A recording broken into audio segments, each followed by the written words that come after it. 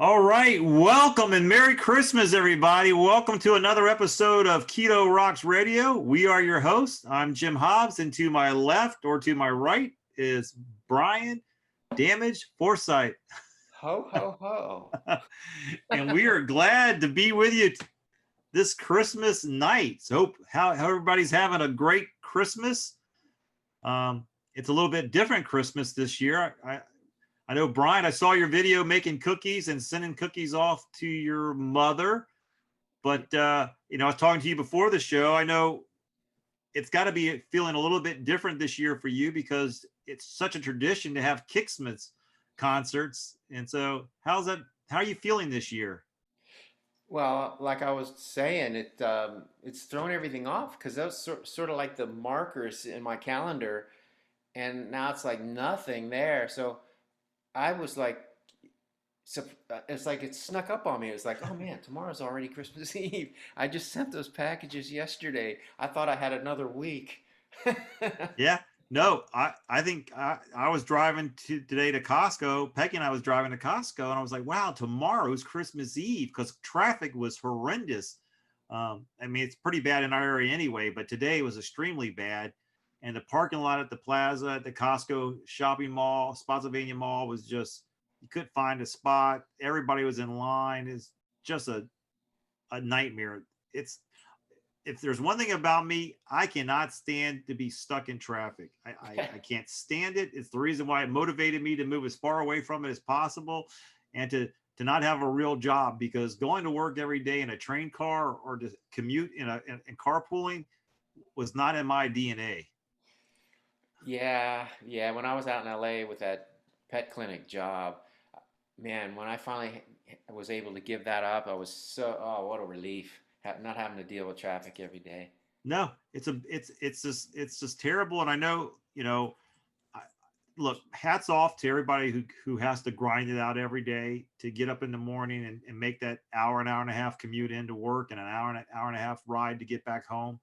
I mean, you guys are true heroes.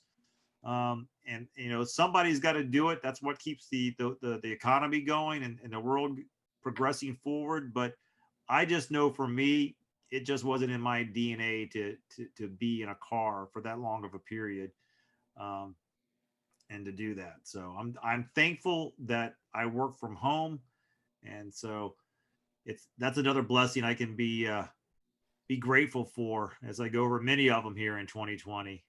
Hmm. So, but Yes. with that being said, what are some of the traditions that you may have at home?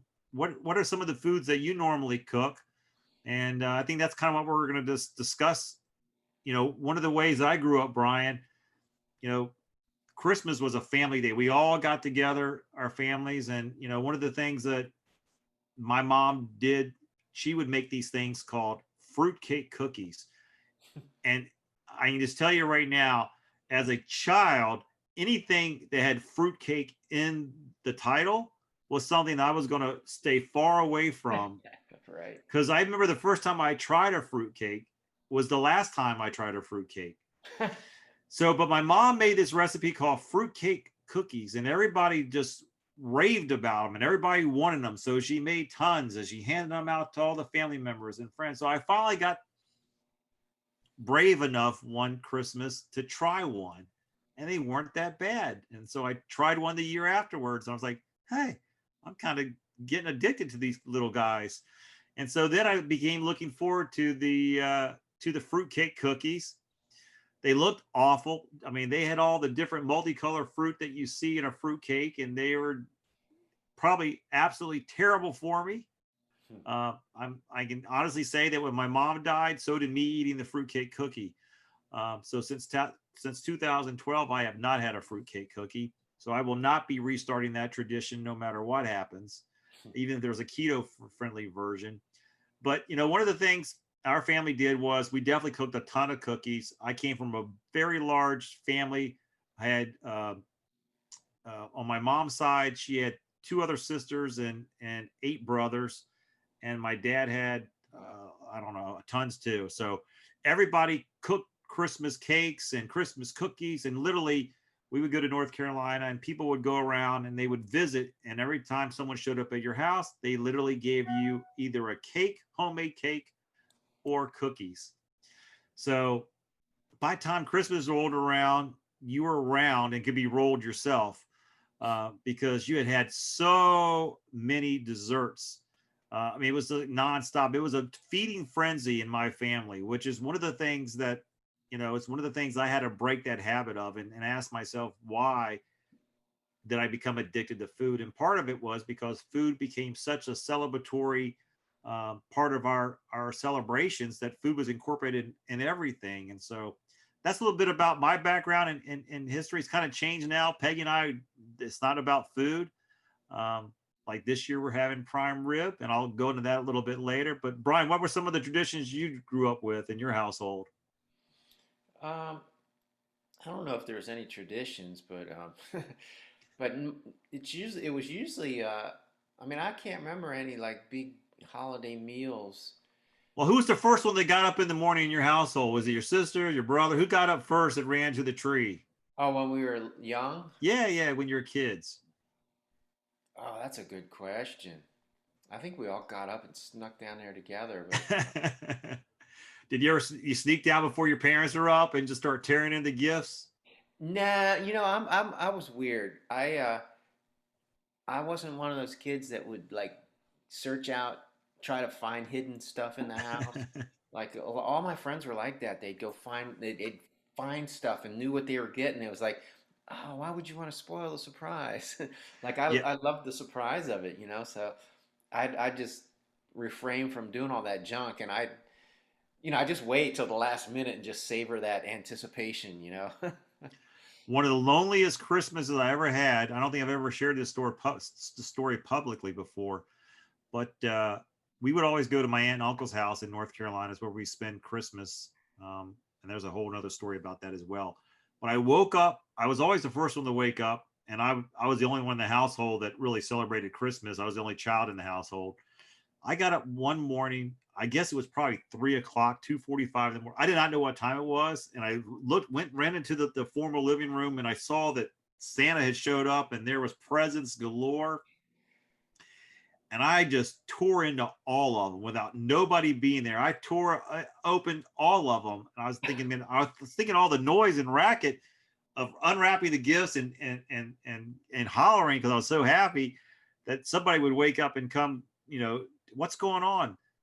But finally, about 30 minutes later, someone came in. I don't know who it was, and they said, "Hey, what are you? It's time to go to bed. It's not time to get up yet."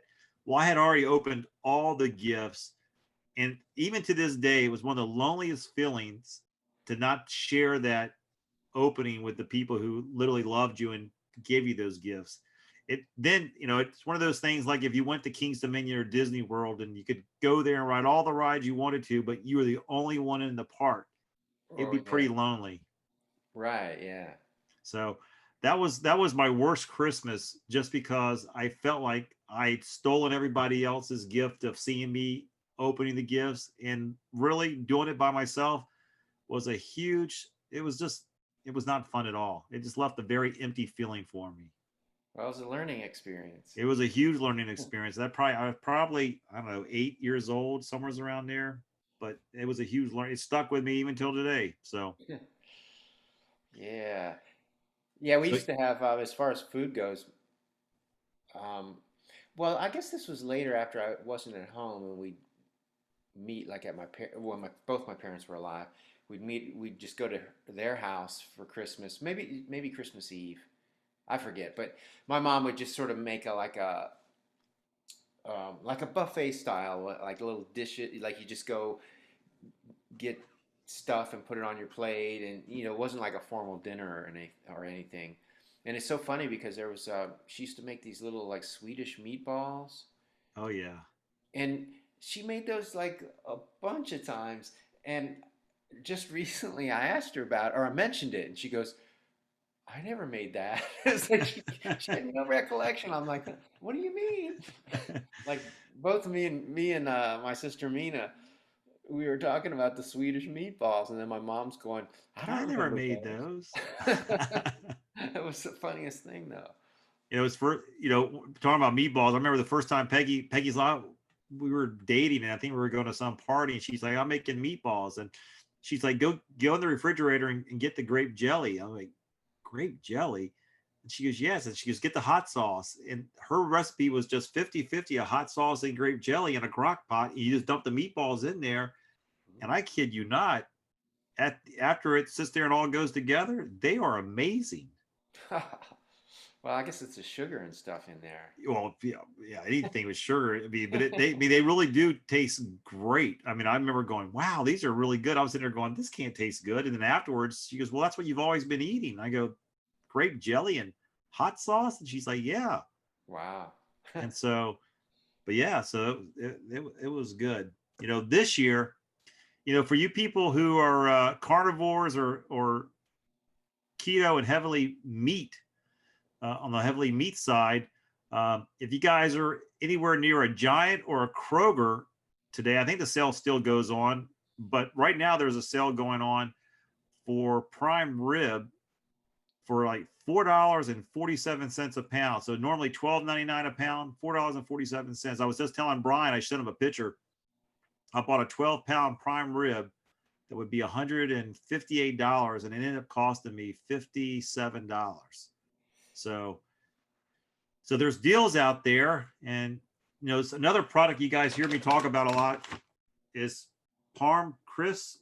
Actually, if you're a Costco member, and just let you guys know, this has got 13 grams of protein per serving, which a serving is 19 crackers basically, or 19 crisp. It's got 13 grams of protein, only 1 gram of carb. But this is on sale at Costco this month. So if you want some great buys, and so you can, have a little variety in your keto diet, it's going to be available for you at Costco this coming Sunday, I believe. Saturday or Sunday, the sale goes in. Yeah, I'm avoiding Costco at all costs at this Yeah. time of year. But I still have a huge brisket down there. I bought at Costco last time I was there. The nice USDA Prime. Ooh. And I also have a big, huge prime rib I got at Kroger. Might have been Labor Day. They had a big sale. And I bought this huge, humongous one. It was like half price. And it's still in the freezer downstairs. Yeah, it's tough to pass up prime rib at the price of of hamburger meat. Yeah, I think your sale might be even better than the one that Kroger's got right now. And Kroger, they only have the small prime ribs. They're only like 3 ribs wide. They're good for like me. Right now, that's perfect. I mean, only reason why I got the big one is because I thought our son Trent would be here and everybody be together for Christmas, so I could be a huge, everybody could get a nice size cut of prime rib for Christmas. Big 3-inch slab. Yeah, probably actually. I mean, most of the time it's a good 2 inches, but 3 inches, yeah. Anyway, it'll be good. It'll be well enjoyed. Talking about well enjoyed, I watched your cookie video. So anytime someone's going to put double chocolate has me. Double chocolate, now you really got my attention. So tell everybody about your latest cookie creation there, Brian. Well, it's on YouTube. Yeah, I made a test run first because I was going to make, the cookies for my family, and these were the chocolate ones were the keto friendly. So, I'm not that experienced with the keto type of desserts. So, like a week earlier before that, I made these, they were cream cheese cookies, keto, and they weren't good. In fact, because I was going to make those too, but it's like, nah, I can't send these to people. These just don't taste good. They tasted like dough with a really bad Aftertaste. Or aftertaste, yeah. So I made these chocolate ones, and they turned out really well. But the test run, I used collagen powder it made them a little chewier. The batch I made to send out, I didn't put the collagen in it just because Mina's a vegetarian, and I didn't want to screw up put a meat product in there, an animal product, I should say. Right. But they were still good though. They just didn't have the extra chewiness that the collagen gives it. But Now, but I got the sweetener right. And the other trick that I added, because I used two different recipes and sort of just The picked, hodgepodge, huh? yeah, I picked the good one pieces out of each one, and like one of them called for it was you're supposed to add 2 ounces of water, but instead of just doing water, of course, I made a double espresso shot. So that was my liquid, and then I also added flake salt to the top before I baked them, so they had that salt, and then that enhances the sweetness, and it sort of disguises that fake sweetness. It makes it taste more real. Gotcha. Now the other thing I noticed that, and maybe you said this, but you took once you got the recipe all once you mixed it all together, you put it in the fridge and let it sit there for about 15 minutes. Yeah, because when you're not using flour, it's a little gooier. It's not as stiff as like a flour recipe. Even though I did use a little bit of almond flour, but just to thicken it up. Right. But the the test batch I didn't do that with, and they still turn out okay. But this one, because I do that sometimes with oatmeal batter, I'll oatmeal cookie batter. I'll mix it all up and I'll just stick it in the refrigerator, and it'll sort of harden up, and it's easier to make little balls out of it to stick on the cookie tray. So I did that with this chocolate, and it sort of thickened it up a little. It made it a little bit nicer. And the other thing I did was they're better the next day after they're cooled on the rack. I put them in a container and put them in the refrigerator, and then the next day, for some reason, it's like the flavors sort of blend while they're sitting overnight. Because the first test batch I made, I tasted one while it was on the rack cooling, and Right. it was like, there's something. It's like it's okay, but it's not great. But then the next day, it was like, now they taste right. So there was something about putting them in the refrigerator overnight So patience does pay off. yeah, in that instance, yes.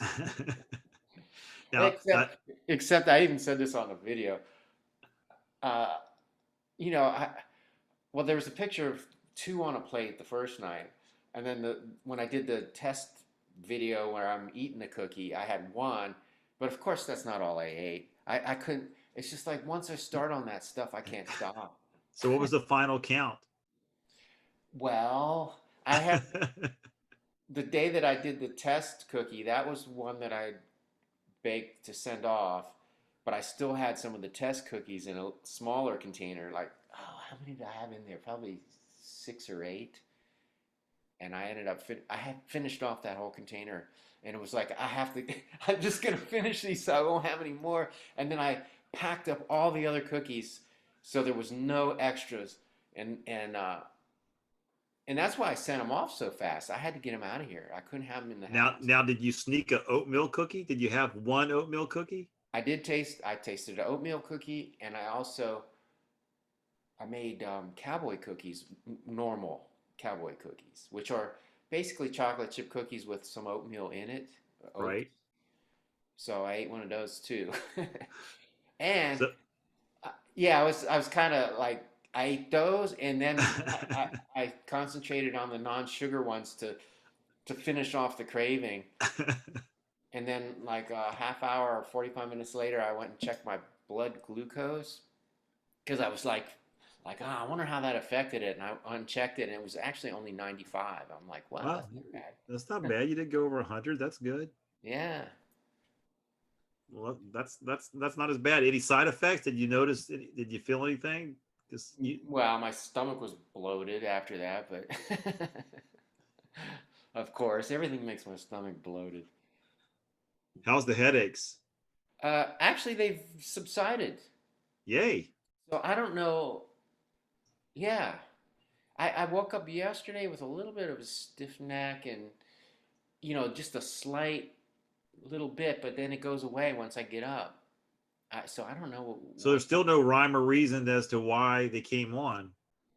Nah, I don't know if it's gut related. I don't know if it's food related. I don't know. I'm just going through my mind trying to figure that out, but I don't think unless I go to a doctor, I don't think I'm ever going to figure that out. Yeah. Yeah, and by going to a doctor, you're just going to pay a lot of money to have them not figure it out. Right, probably. And now it's starting to subside, so I'm thinking, well, maybe I'll just wait and see if it's after the holidays, if it's still lingering, maybe I'll make an appointment. Gotcha, gotcha. So you're just hanging loose. And did you? Let me ask the question. Everybody wants to know: did the Smokey get a Christmas gift? Oh, I forgot. Oh, No, poor actually, Smokey. a friend of mine gave me this bag of little cat toys and a little mouse that you can put catnip in. But I got her this. Oh, I gave it to her already. Oh, no, I didn't. Here it is. Oh, Some sardines. sardines and a can of tuna. Well, actually, there was 2 cans of tuna. I already opened one. But yeah, she loves sardines. And they're packed in water. So she loves the juice and she loves the sardines. Because she was kind of, something put her off her food for a little bit. So that got her eating again. Now she's eating her regular food again. So Now you buy the frozen the refrigerated kind for her. um, What do you? yeah, the store bought it's frozen raw. It's raw, but it's frozen. Um, and then I also give her from Tennessee Grass Fed Farms this. It's like a chicken. There's a chicken and a duck. I buy a little of each. They come in those like a ground beef tube thing. They Right. like mulch. It's just like leftover chicken and duck parts. And then I also bought a big 5 pound bag of organs. It's like heart, kidneys, and liver, and ground all that up because I have a meat grinder thing, and made a mulch out of that. So I kind of combine all that stuff for her. Yeah. Slinky, who's just sound asleep right beside me, actually. He just gets his hamburger and eggs and salt and pepper. He loves his salt and pepper. Won't eat it if you don't put salt and pepper on it. So Well, it's weird. Smokey can't eat beef. She gets sick if I try to give it to her. now it's amazing because if I give him steak, now he eats the hamburger, but if I give him like prime rib or steak like leftover, he throws it up. He can't, stomach doesn't handle it for some reason. Yeah, that's weird. Yeah, Smokey does the exact same thing. So I I mean, I tried, want to, I even tried to give her some juice from the, like the vacuum sealed steak. right? I'll do that with the salmon. I'll pour the juice in her bowl, and she loves the salmon juice. But I tried it with the beef juice, and she loved it, and she drank it. But 3 seconds later, she was puking it out. Yeah, that's what happens to Slinky. So I know you made the cookies. What other products do you have that you're going to start on that we can expect coming from Brian's kitchen? Oh, I'll show you that. It's convenient to have my refrigerator right here. Oh, that's a big baby. It's like a 12 and a half or 11 and a half pound uh, pork belly. So That is. I'm smoking that tomorrow. Now before you smoke it, do you slice it? You know, like you do a ham. Do you scar it? Do you scar the or do you Oh, just put it on? yeah, the skin side. Yeah, Yeah, I do the crisscross deal. crisscross, right? Yeah, And I've then only, how long you smoke that for, Brian? I have to go back and look at that because I've only done it once and it was a smaller one about this big. Um, so I have to revisit that. I save all my links to the videos. Yeah, because I know on mine, I pretty much treated it like a Brisket. brisket, and just and and smoked it until it got to one, was it 129 or something like that? I forget which. I think so. I could be confusing. Brian's the safer one. He sits there and doesn't say until he has his nose in front of him. I'm just trying to recall my notes, and half the time I'm wrong. So Yeah, and then you wrap it at some point.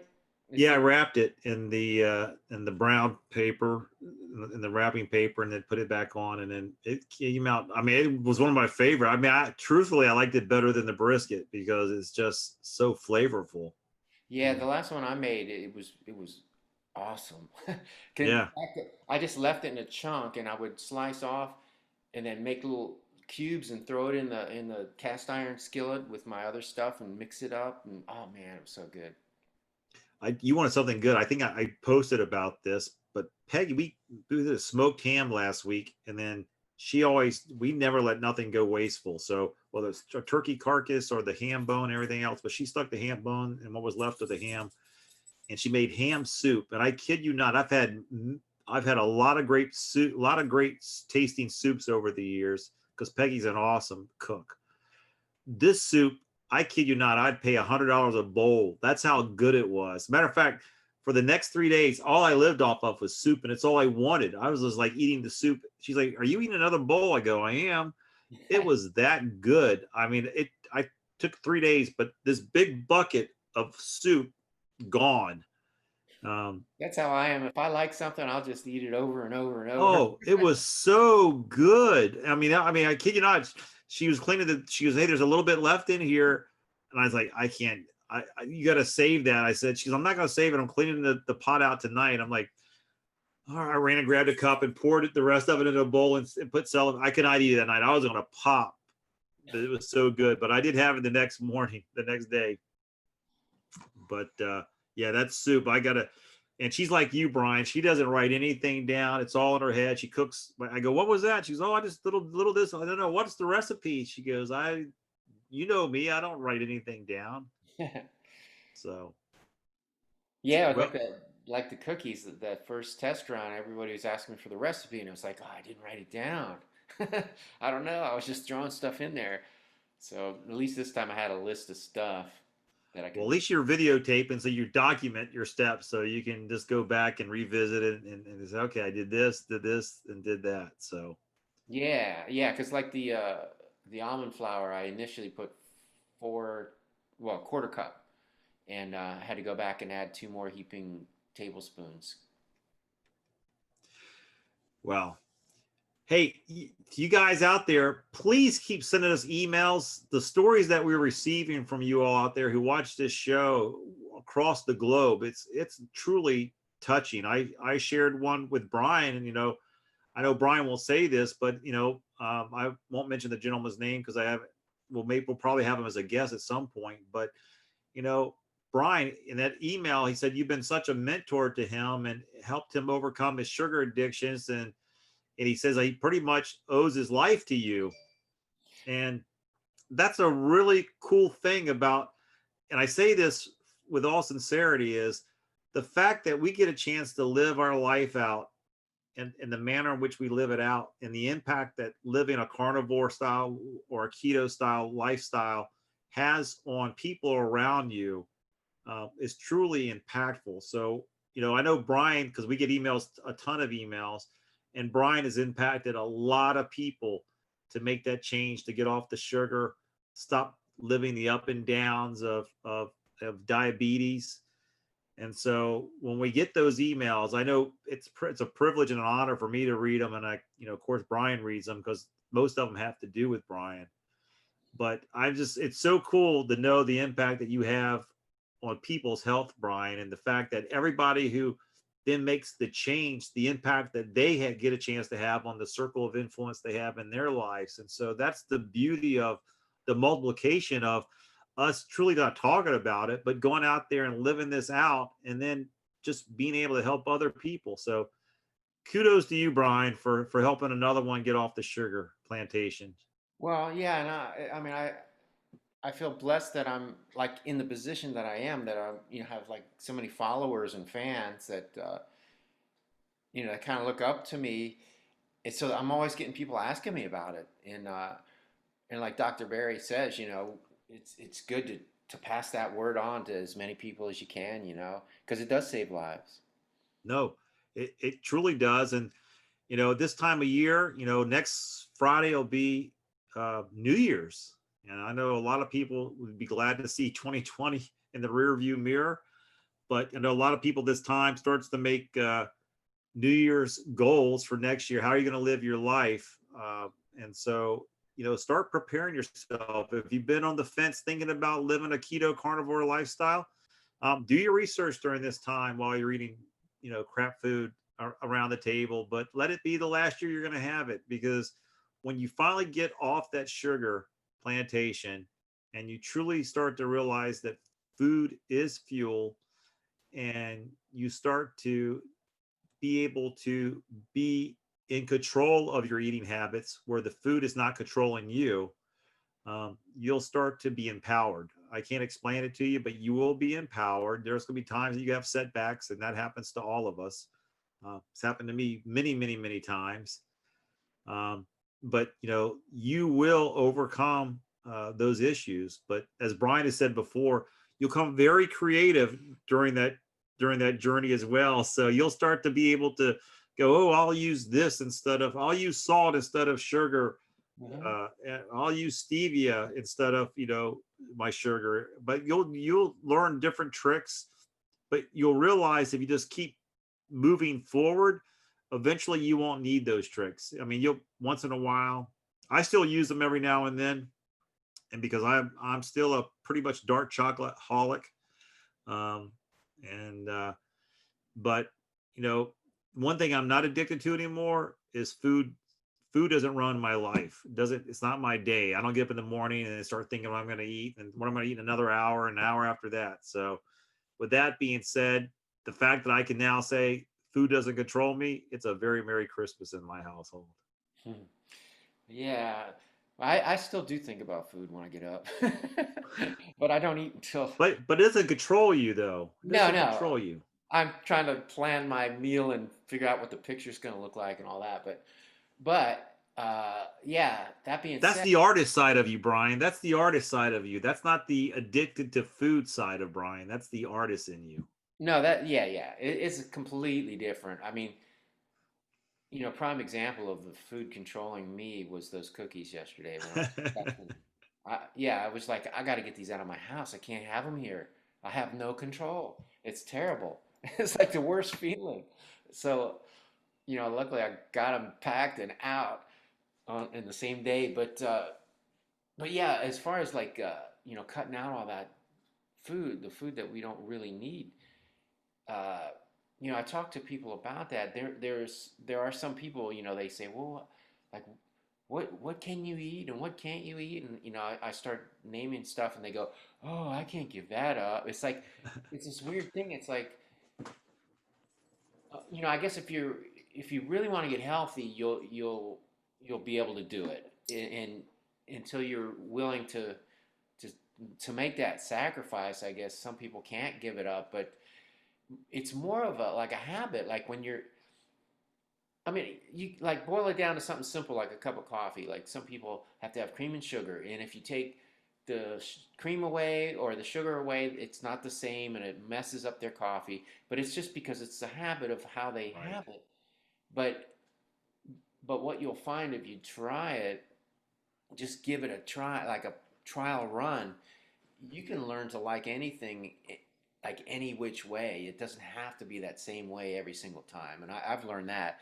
And it's not so much missing out on stuff. Like I love sweets and cookies and cakes and all that junk, and I've had it my whole life. So now that I've given it up, it's like, yeah, I used to love that stuff, but I don't miss it. It's I feel so much better now. I'm so much more healthy now, and it's to me it's worth the sacrifice. Um, yeah, it's just different people are different. It's luckily luckily I put my health first before even being.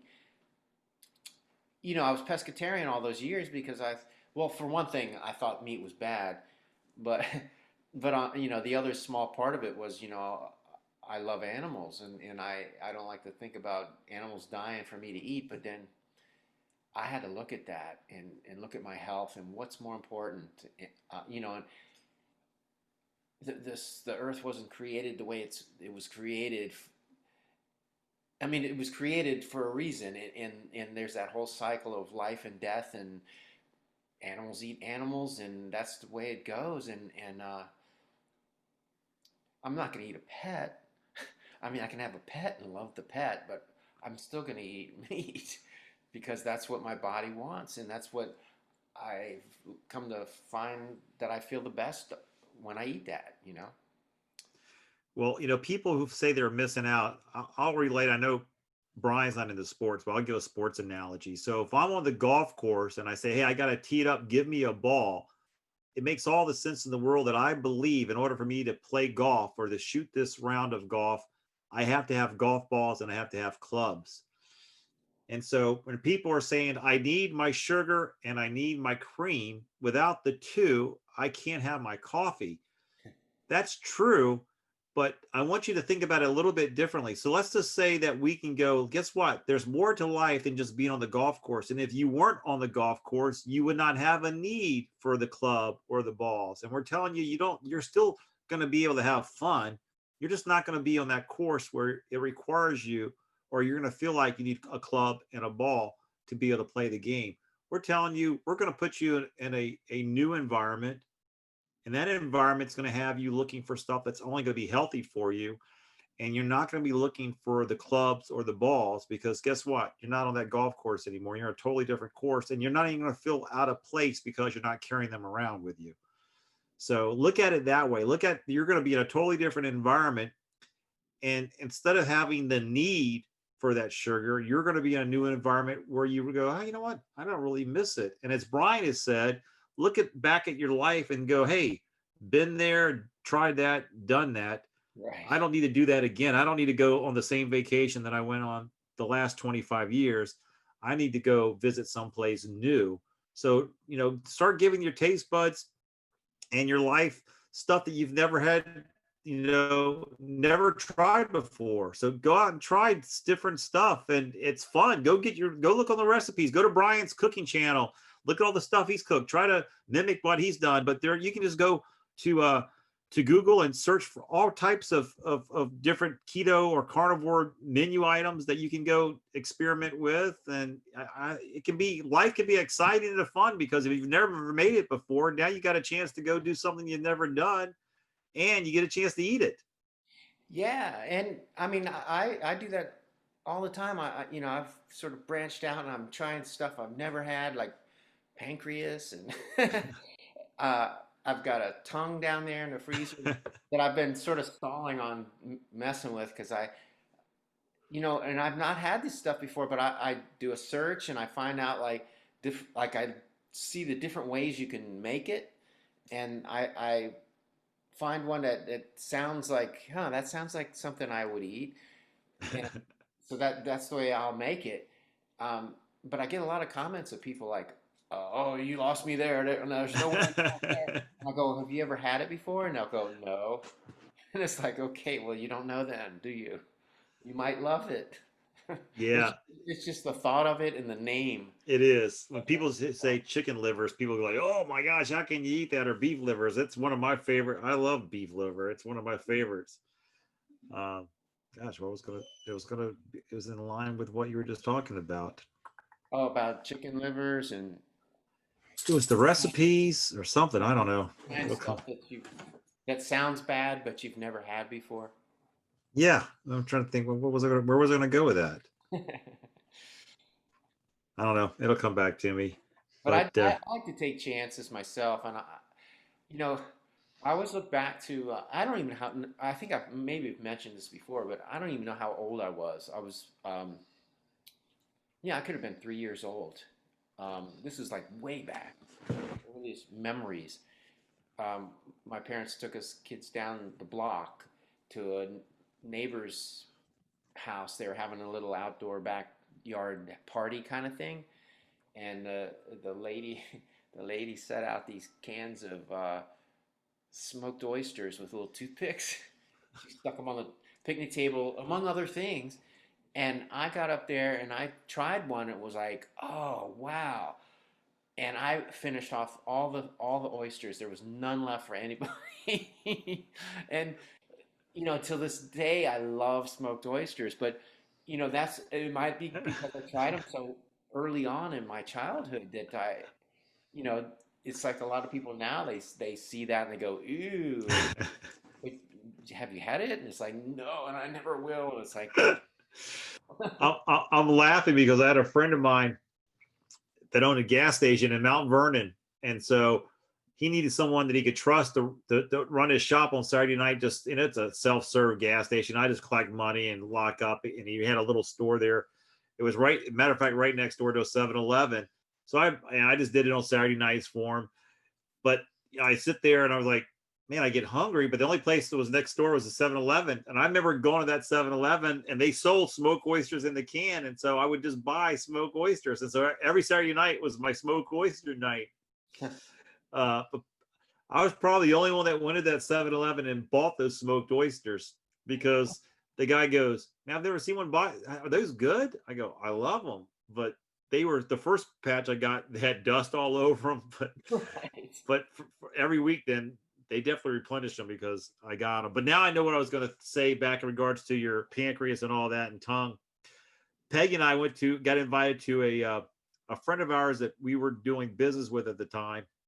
She was from Argentina or Brazil or someplace, and she was inviting us to this big festive thing that they did. So we got over to their house, being tons of people, just a long, like 50 rows of chairs at the table, and a disco ball and music and dancing. And so Peggy and I were like her special guest set out there by her. And it was so dark.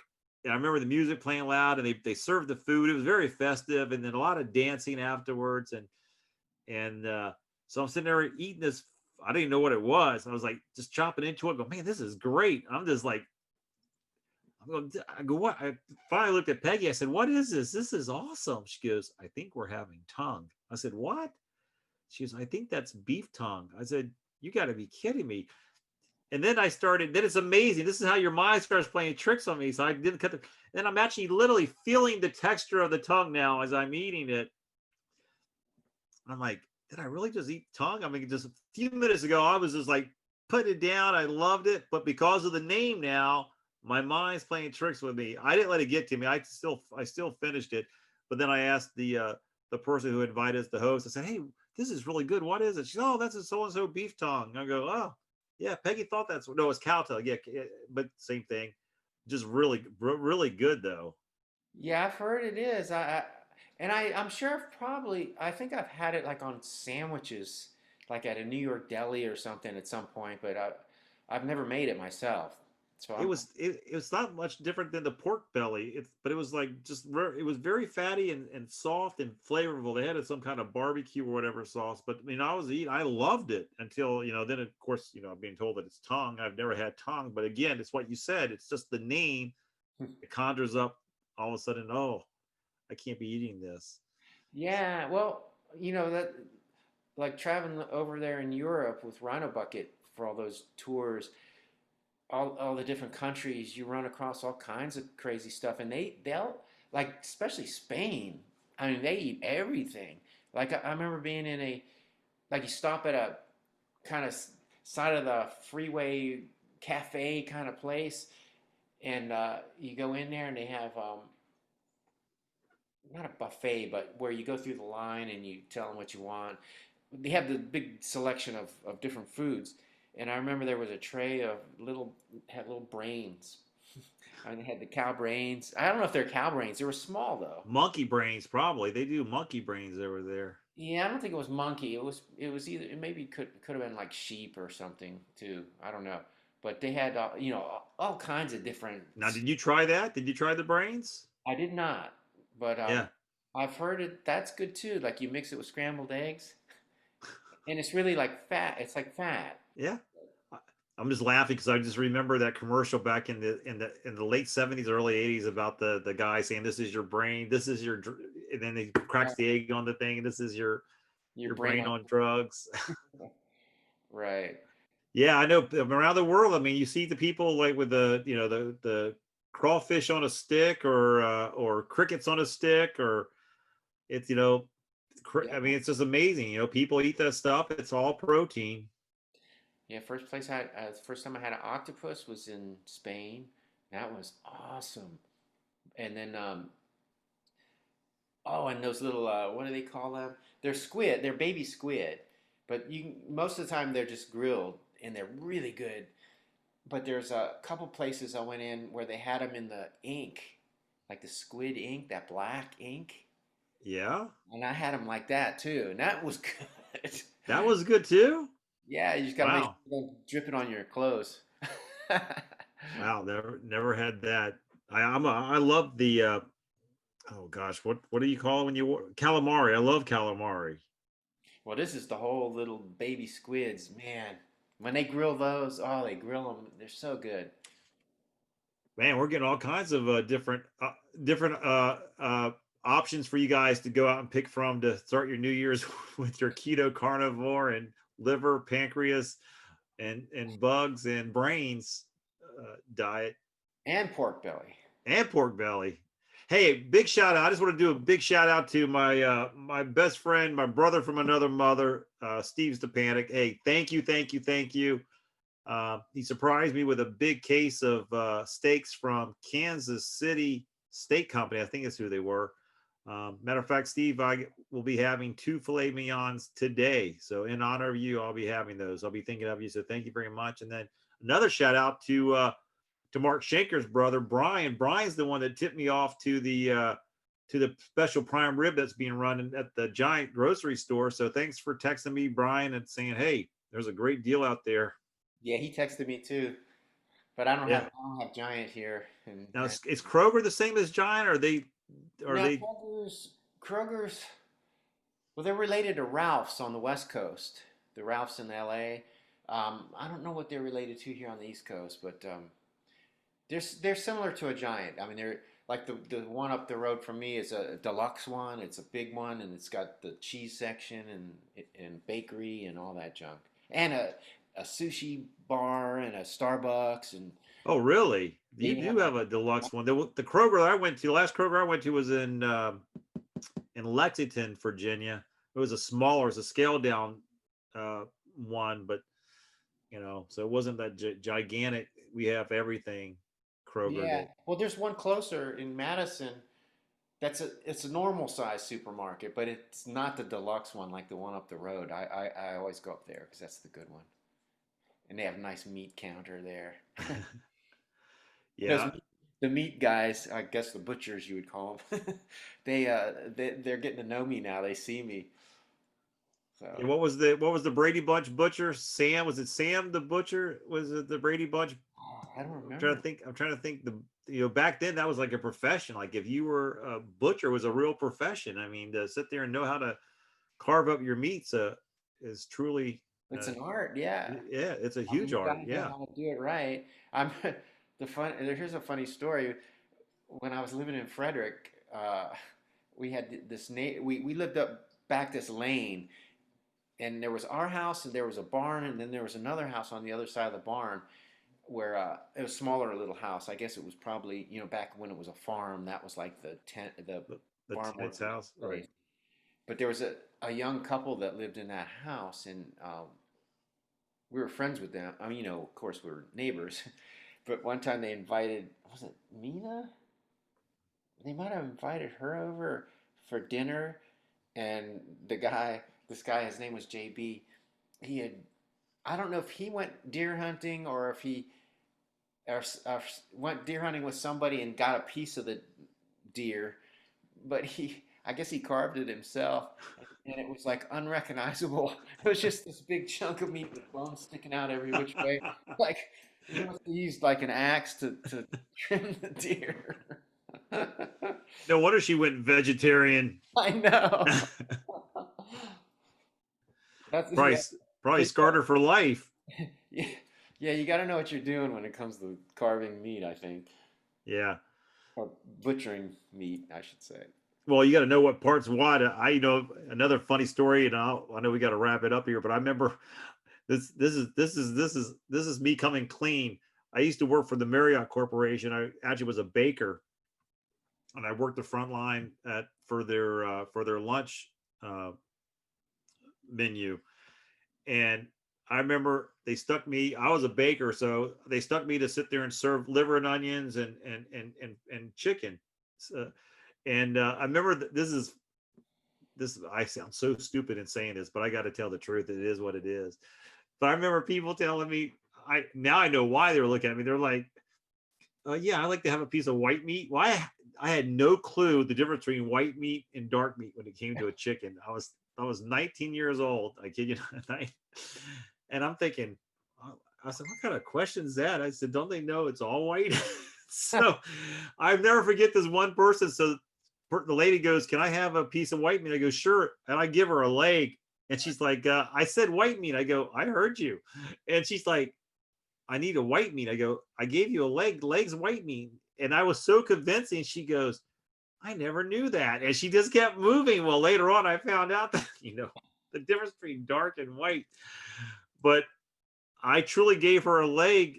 And because I thought all chicken meat was white, I didn't really know the difference between, and the funny thing is, I prefer the dark meat over the white meat when it comes to a chicken. Mm-hmm. Anyway, that's enough of me telling the truth. And so the lady, if you're still out there, I apologize for making you think a leg was white meat. Yeah, she's probably to this day still swearing like, no, it's all white meat. No, the guy who cooked the chicken told me that a leg is white meat. That's hilarious. Well, anyway, look, we hope everybody enjoyed the show. We hope you guys had a great Christmas with your family and could see your loved ones, or at least Zoom with them. We'll look forward to seeing you guys next Friday, and we're just so thankful. I wish everybody that's been so supportive of this show and all the emails and the likes. Thank you very much, and I sincerely wish you and your family a Merry Christmas. And Brian, I'll let you end the show. Eat your Christmas meat. All right. Ho, ho, ho. We'll see you next Friday, everybody. Yeah.